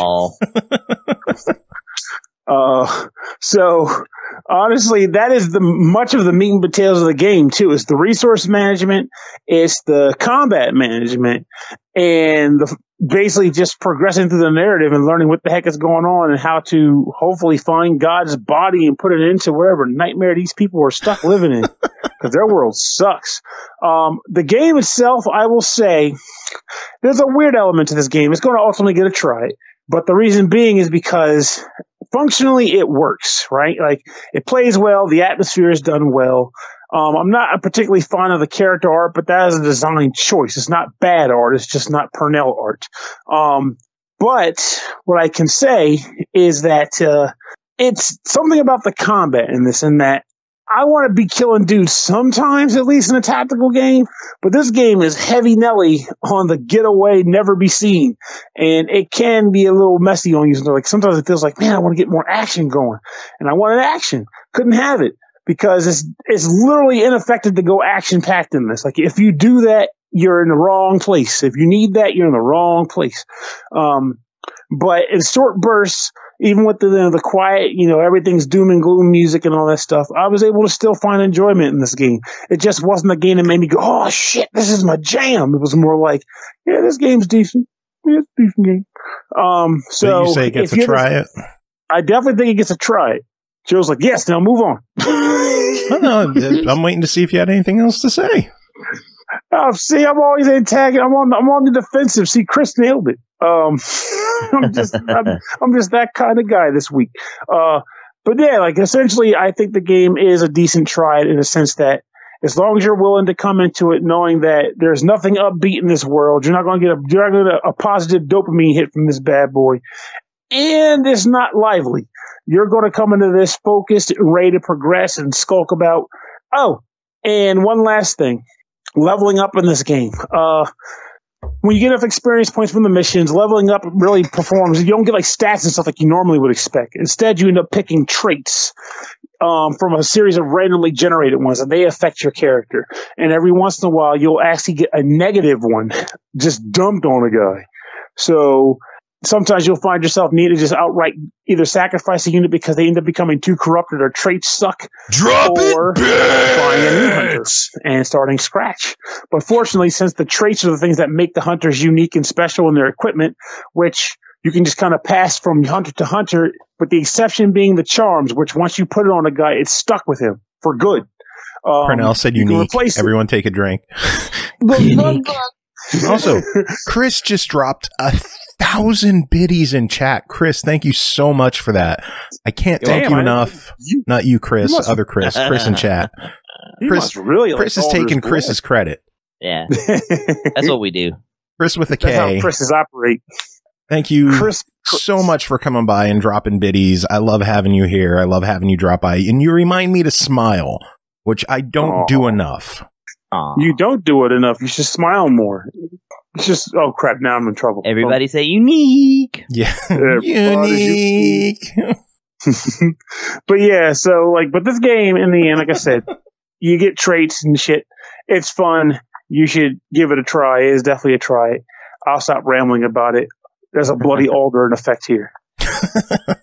All right, next game to talk about is Haustoria, developed by Antares Games, published by RedDeerGames, released September 24th on Switch for $12.99. The universe has fallen under the curse of an ancient cosmic being known as the Haustoria. Confront its darkness while exploring a harsh, hand-drawn world. Chris, tell us about Haustoria. They shouldn't describe it as harsh. The drawings look pretty good. Come on, I'd hang these on my fridge. No, okay, so yeah, Haustoria. I'll try and make this, pretty brief. No, you won't. Haustoria is a puzzle platformer kind of exploration game. It very much uses like the stage's narrative kind of thing. Like they literally write words against the background to tell the story of a boy who's going off to defeat a great evil in some kind of tower. He inherits from his mortally wounded soldier father a tack, like a thumbtack, like the one that you like hang posters up with that you don't particularly like. And with this thumbtack, you can actually affect the world, including destroying evil towers and big weird bug enemies, which is kind of cool. But, that's going to be based on the context of the room. For the most part, you're going to be walking around and jumping and solving physics puzzles in order to proceed. That's mainly the thrust of this game. So it's basically you go from room to room, usually, just clicking on a target at the end of the room in order to proceed. So it very much like moves room to room. And there'll be things like, as you walk towards, like, let's say, like a little hill, like the hill may be raising to the fact that once you get to it, you can't climb over it. Well, if it has like that tack symbol, then you can push one of the shoulder buttons, depending on which color the tack is, because there's two of them actually. And it'll pin that hill into place so that then you can walk to it and actually jump across and, do whatever. And they use that mechanic on actually sparingly. Like it's not every single puzzle is like that, which is kind of nice. There's a lot of like switching and like lever puzzles and things like that as well, which I think the game handles pretty smartly. So I like the way these puzzles are designed. But yeah, for the most part, like you'll be using like tacks to like, stop spikes from getting to you, stop enemies from getting to you. And occasionally, like I said, defeating weird ass bug monsters, and occasionally like eyeballs with tentacles, which is creepy as well. But those sometimes serve as puzzles too. There's collectible forest spirits throughout the game that you can pick up, a total of 13, and so like that kind of adds another layer of challenge. And I'm almost sure that you have to collect all of them to get like the good ending or something like that. It seems like a relatively not long game, but I actually haven't beaten it yet, so I can't confirm that. But yeah, the drawings are actually pretty nice. It's very much like a pencil on cardboard paper kind of look. And you have everything from like, if they're denoting wind, then it'll be like this little pencil line that just goes across the sky and like animated, like, to swirl like some wind and stuff. It's very charming. And you often have several layers in the background to give it like an actual 3D look, which I really quite enjoy. Controls are a bit floaty. You'll sometimes end up stuck on the side of platforms. And at first I was like, well, this must be a game design decision so that, you can get through puzzles better. But no, it's just some of the gameplay like mechanics are a little ramshackle, but honestly the game itself is forgiving enough that such things can be overlooked.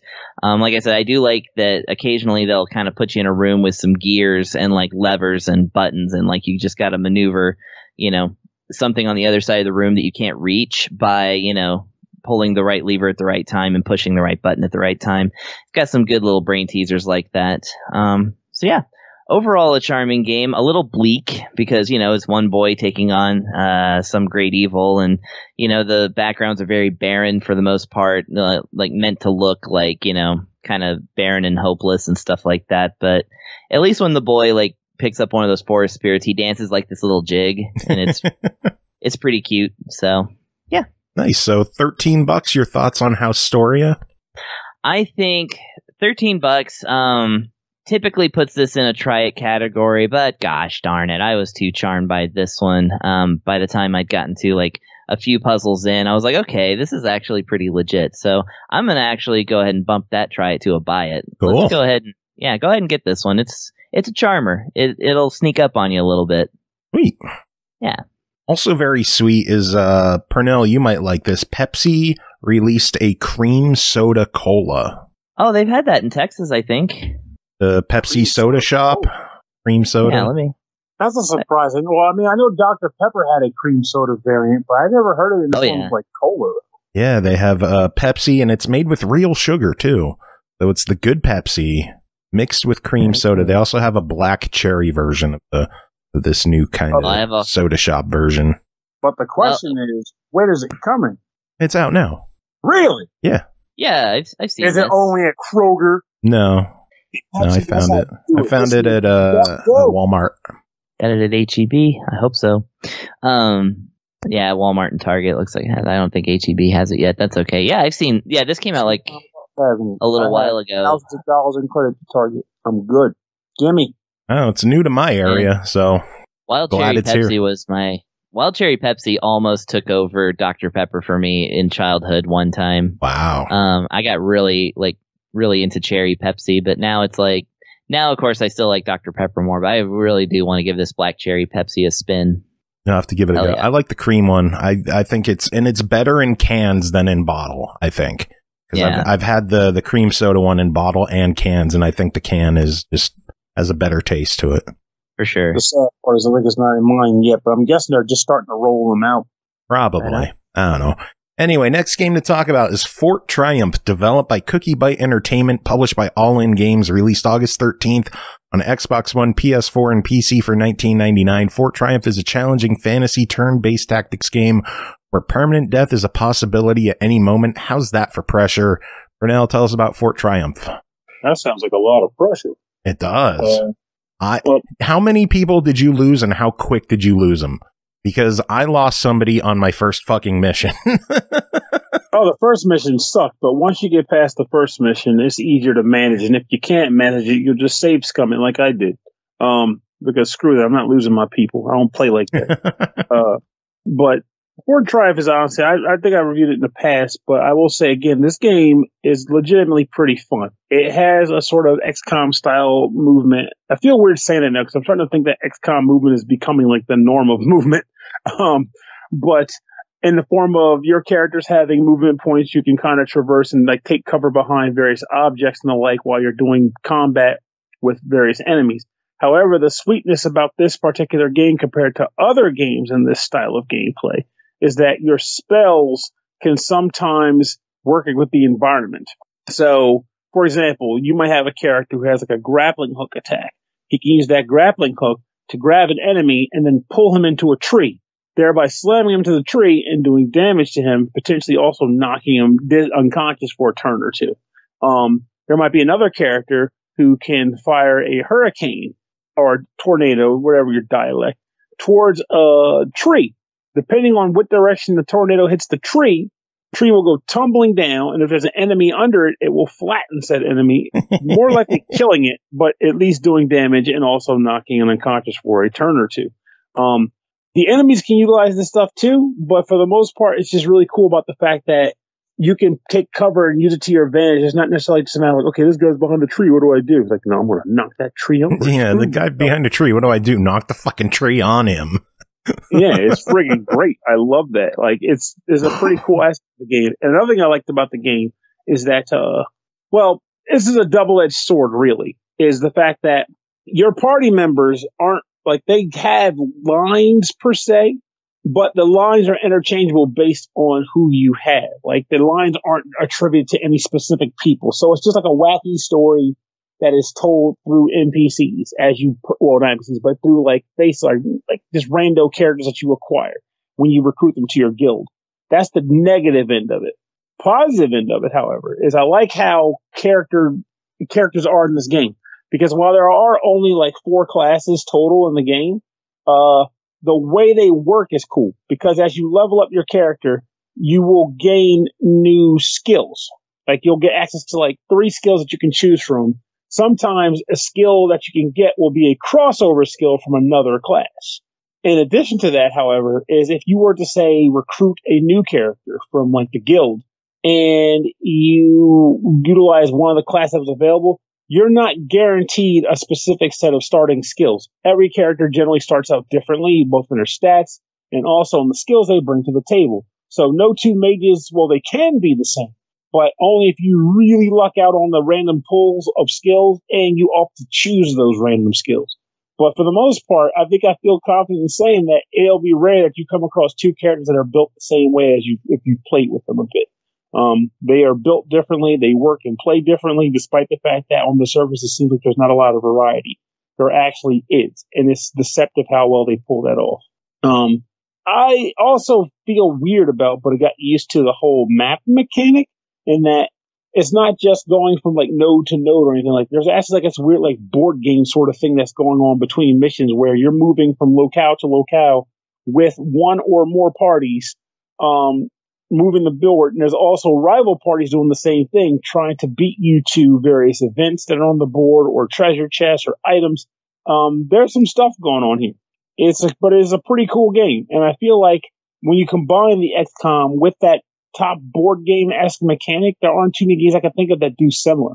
So what was your take on this bad boy? Like you said, you had a lot of trouble with surviving, but what did you think of it as far as just like putzing around with it and stuff? Like what did you think of the mechanics? I really enjoy the fact that on the overworld map, when you get into battles that you would normally just steamroll the opponent, it's like it gives you the option to just win the battle. And Yeah, I think more games need to do that, especially in games where grinding is a big part of the game.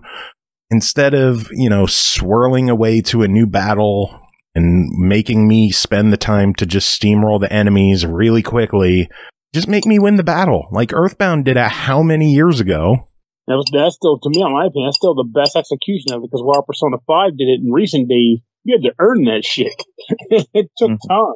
It wasn't like a gimme option at all. Yeah, Earthbound's so great. Earthbound is great. It's one of the all-time best. Like, people are like, it's worth money. I'm like, I don't care. It's staying on my shelf. I regret getting rid of my Earthbound. Aww. I did it in the past. I just regretted it and then got it back somehow before the price jump kicked in again. I bought 2 copies of it by accident. Again, this was before the price jump kicked in. I bought 2 copies. And I was like, well, my one friend really wanted a copy of it too. Here, I'll just give it to him. So I gave it to him. He threw the box and everything in the trash.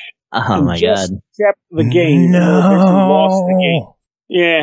I'm like, I gave you a mint and you just lost it. I have so many stories of shit like that where like, hey, this game is worth hundreds of dollars. Where'd yours copy go, Pernell? I loaned it to a friend trying to be nice and he lost it. Well, that's why I don't loan games out anymore. Anyway, Fort Triumph, you can't loan out. It's $20. What do you think of Fort Triumph? This game is worth borrowing from a friend. No, it's actually pretty good. I think it's a fun game and worthy of your time. Again, the only detriment, that doesn't even apply to everybody, just how the narrative is not really tied to any specific people. But it's still funny. The lines are funny. And it still gives you a sense of progression as you progress through said narrative. So give it a go. Cool.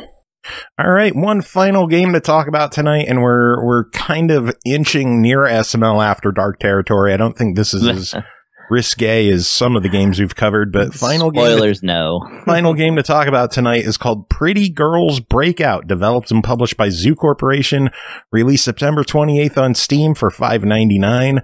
Striking the ball at the right time, breaking blocks, and collecting costumes of cute girls with animal features. A battling action type breakout game that hits, and hits back. Chris, tell us about your time with Pretty Girls Breakout. Yeah, I was nonplussed to learn that it's not breaking pretty girls out of jail, which actually is a game on Switch. Is it? Anyways, yeah, there's one. I don't remember what it's called, but anyways, no, this is actually Breakout, which of course people know. Some people know it as Arkanoid, but it's basically the game where you move a paddle ball, platform around and bounce a ball back and forth between squares that you destroy. So, and there's a lot of variations on this formula, and, some of them are really, really cool. This one's actually pretty cool, too. It is basically where instead of a platform, you've got a lady with, this kind of those little plastic toy lightsabers that had the thing where, when you flung it, it's like it would go and, extend because, it had, the pieces of interlocking plastic on it. Yeah. That's the weapon that this lady has, I guess. And, or I don't know, it kind of looks like a push pop, like you'd get from an ice cream truck if you're weird or young, or both. Anyways, so and instead of passively letting the ball hit the platform like normally happens in these kind of games, you actually do have to swing your plastic lightsaber at the ball in order to get it to move in the other direction, which of course that's what you want to do because otherwise you lose the game very quickly. You got 2 buttons. One of them's kind of bats it in one direction. One of them kind of bats it in the other direction. And of course your position in relation to the ball is going to determine the trajectory of it. And, like I said, you hit the blocks that are on the upper part of the screen until they're all gone. Often it ends up that you got just the one in that one corner and you just can't figure out how to get to it. Does the game do anything for that? Because I know some games after a while, you could tell the ball kind of has a magnetization towards that final piece. Right. Does this game do anything like that? No such luck on that front. There's lots of power-ups and different things. The usual fare as far as these kind of games go, and that's the laser that lets your your lady like shoots lasers straight up that will destroy like blocks while she's moving. Of course, still you have to move to hit the ball. And there's the one that makes multi-balls. And yeah, it's there's nothing like that. And in fact, the game is on a timer, so you do actually have to like if you get stuck for too long, you'll lose. However, I will say that I always lose my lives before I lose the timer. So it's a very generous timer. And it's funny because it's like the timer, it is an actual like timer that's in there, but also like it's represented by, of course, the lady on the left who is, the one that you're trying to basically unlock a costume for. It'll like do this little laser going down that like, gets rid of that new costume. You're like, no, but not in a sexy way. It just reverts to the costume that she had at the beginning. And that's the thing, is that this is a pretty girls breakout. It's not a sexy girls breakout. The ladies are, of course, the usual, anime, pinup babes, but all you're doing is unlocking other like, perfectly innocuous costumes with them. I mean, this is, as far as like any games that I've been playing lately that have the word girls in the title, this is by far the tamest. Steam rates it for sexual content, but I'm like, where? Where? I mean, it's just because of like the flirty, the fan service. Yeah, there's no outright nudity, but no, but I mean, nor is there like cleavage. I mean, there's not really anything. It's just cute costumes, I'm looking at some of the screenshots on Steam, and I don't know if I would show them on Twitch, but are there like there's more bikinis. risque ones? Okay, I guess I haven't unlocked a bikini yet then, because I will say, you gotta play more, I guess. Well, I played for a while. I'm saying this play game is more, kind of hard. More pretty girls. Get the boobs. No, yeah, this game is actually it's fairly difficult as breakout games go. But I was gonna say, like, despite the relative tameness of the sexiness part of the game, like, it actually is a pretty solid breakout clone. I quite enjoyed the format, like the way that they line up the puzzles and everything like that.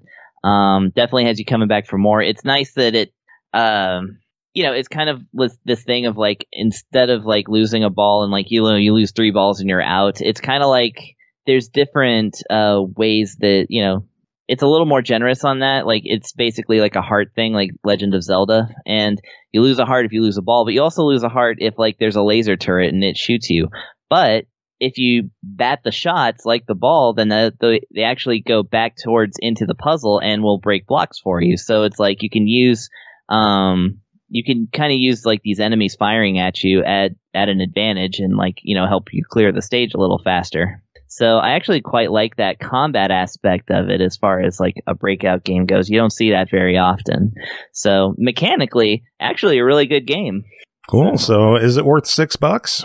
I guess if you want to see a bikini within an hour, then, maybe look elsewhere. But mechanically, if you are looking for a pretty good, breakout clone with, kind of a cute, kawaii like aspect to it, then yeah, look no further. This is pretty darn good. Cool. Yeah.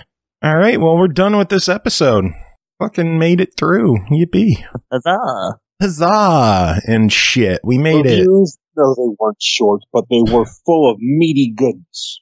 I think we're slightly into the 2-hour mark. Close. Yeah, we didn't get exactly 2 hours, but that's good. Still, goddamn, like, shut up, people. Y'all talk too much. I'm pretty sure the developers would be like, "Hey, what did they say about our game? They said it was good. Anything else?" Hey, I mean, no, literally nothing else. They just said it was good, and then they're like, "Move on." If you want to count like my riffing at the beginning of the Asdivine Saga review, I technically reviewed 30 games today. That's bang for your buck. Very true. Music this episode, we're going to play something from Martial Art. They have a new album out, and we get to check it out and play something off it and go check it out because it's good shit. Does anyone have any final words to end the show? Martial Art is also a really good Garbage Pail Kid. Is it? Yeah. And a really good video game band. Yeah, that's the one. Yeah, that's the one I'm talking about. Right.